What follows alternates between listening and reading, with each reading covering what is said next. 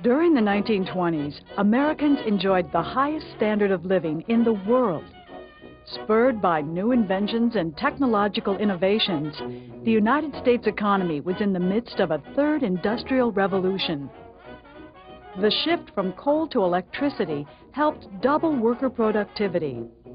A wave of mergers created new production giants, run by men who paid as much attention to research, marketing, and advertising as to manufacturing itself.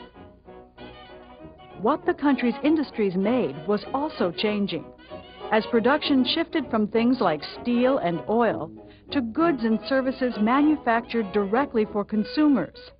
Electrical appliances, radios, furnishings, motion pictures, and especially automobiles. To realize his dream of making a car for everyone, Henry Ford pioneered a moving assembly line that sped up work, saved costs, and cut the time it took to make a car from more than 12 to under 2 hours. Henry produced the Model T, reliable, affordable, each one just like the other, and you could get it in any color you wanted, as long as it was black. In 1914, Henry started to pay his workers the unheard of wage of $5 a day.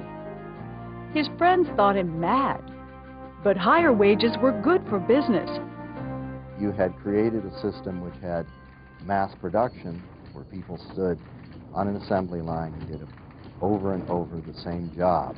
It made people discontent.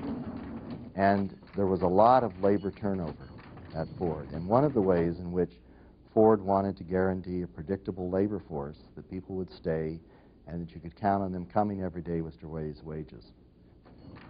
And so to pay his workers considerably above other firms, that people would not only be able to buy Fords, but other products at the time. Across America, companies raised workers' wages to increase their buying power. They also improved workers' benefits, offering old age pensions, paid vacations, and insurance. Still, few Americans could afford to buy an auto outright, so automobile makers pioneered another innovation, buying on credit. In the old days, you bought only what you could afford. In modern America, buy now, pay later was becoming a way of life. The next step forward came from General Motors boss Alfred Sloan, who recognized that cars could be sold on the basis of comfort and style as well as price.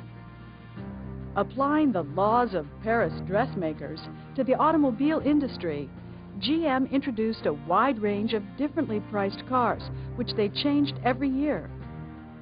Keep the consumer dissatisfied, Sloan decided, and therefore eager to buy a newer and fancier model.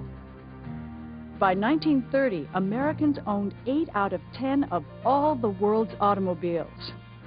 The automobile accelerated America's shift from a rural to an urban nation.